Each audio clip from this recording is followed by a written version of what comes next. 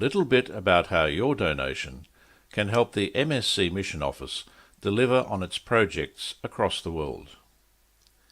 Donations to the MSC Mission Office Overseas Aid Fund for clean water, disadvantaged youth, HIV/AIDS and health, or environmental projects are all tax deductible.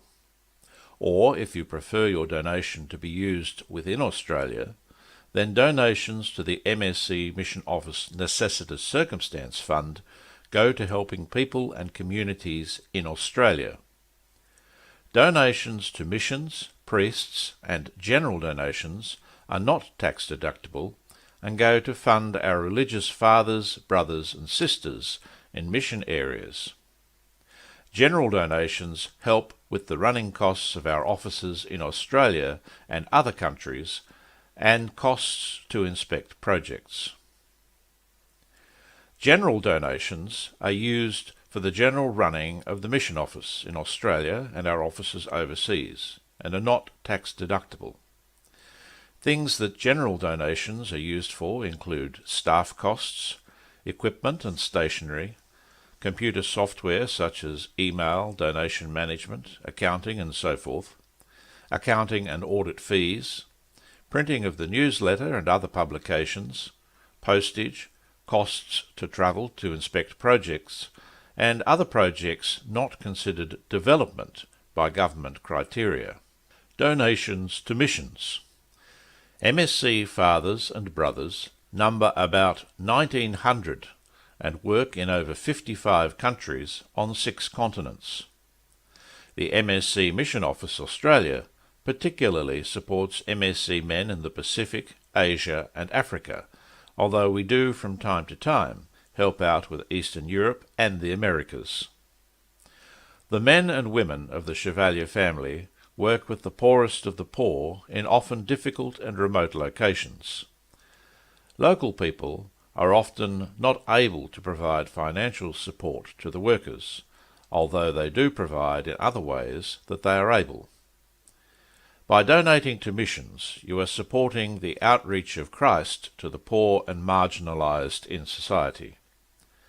Money to the missions does not qualify for government tax deduction, and so can be used for living expenses of priests and brothers, housing, churches and other religious activities, propagation of the faith, mass kits, and to support seminarians in training. The Necessitous Circumstance Fund helps with Australian needs. Projects funded from our Necessitous Circumstance Fund help projects with disadvantaged individuals or groups within Australia who have a particular necessitous need. Those assisted have often been among remote communities, but some also in city areas. The MSC have a long tradition of ministry in the Northern Territory. Through our generous donors, the Mission Office has been able to provide support to a large number of individuals. Our priests and brothers use these funds to provide small handouts or buy items to help people in immediate need. Last year, we were able to help people affected by the New South Wales bushfires with direct assistance through the schools, parishes and other contacts. Assistance was also provided to new migrants in Adelaide via a MSC parish group. Environmental projects are a new type of assistance that we seek donations toward. We have had a number of requests from our MSC family overseas to assist with programs that do not quite fit our other areas, but are all related to improving the environment and land management practices.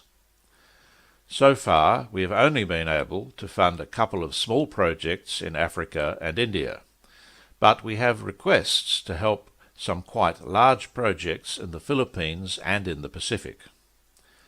Environment projects can include tree planting for forest rehabilitation, food production and soil stabilisation, clean-up of the environment, especially waterways, education and training for sustainable farming practices and improved cultivation, planting mangroves to protect land against rising tides and create rich fish and bird habitat. Such projects can include components of temporary employment and upskilling. An example in the Philippines is a program that aims to develop long-term environmental sustainability for poor farmers that will be beneficial to the environment and at the same time help local development. It is a 3-phase program with 10 farmers in training and education who can then pass this knowledge and these skills on to others. HIV, AIDS and health funding is provided for outreach and support, education programs, and funding of small and mobile clinics. From time to time, we also assist special needs cases. Last year, we were able to provide seed funding to the organisation Taking Paediatrics Abroad, who were able to use this money to set up remote video consultation between specialists in Australia and doctors in low and middle income countries. HIV/AIDS support and education programs have been supported over the years in the Philippines, Indonesia, Papua New Guinea and South Africa. We are especially focused on clean water projects, as clean water has such important implications for life and health. Our annual calendar is the Living Water Calendar. More than 70% of the donations that we receive are specifically for clean water.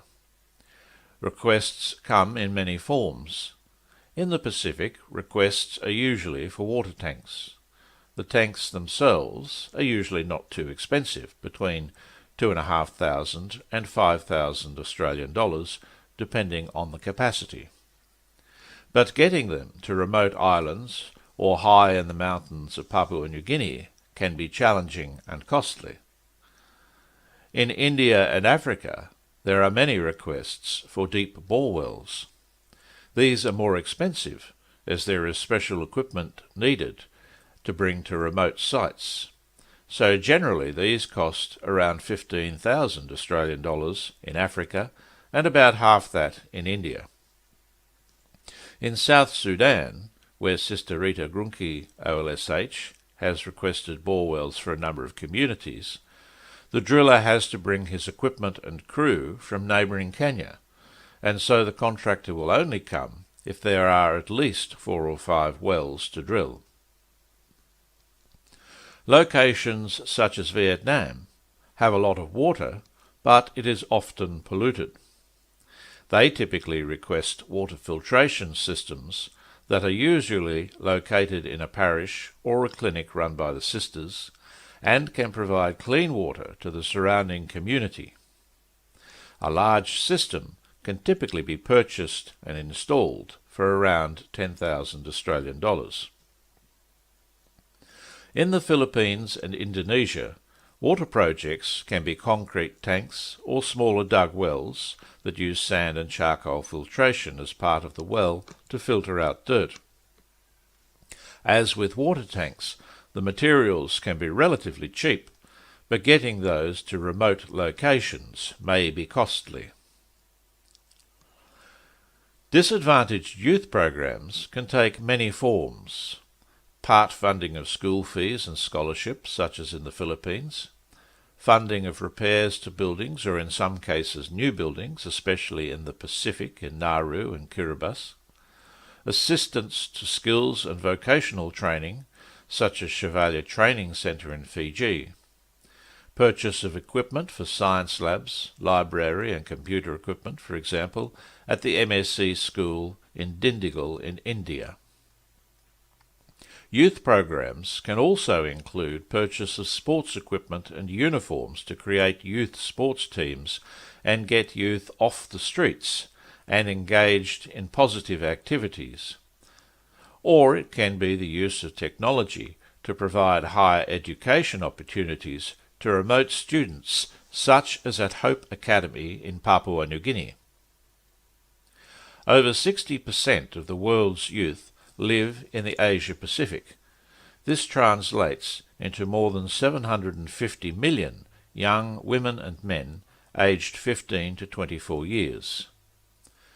Transition to the labour market remains a major challenge, as youth unemployment is more than double the rate of the total working age population. The proportion of adolescent and youth migrants in the total international migrant population is 19% in Asia and 13% in the Pacific, most of them women. If you would like to assist with any of these projects, please go to our website www.mscmission.org.au. You can navigate to the Donate section and donate to the project of your choice.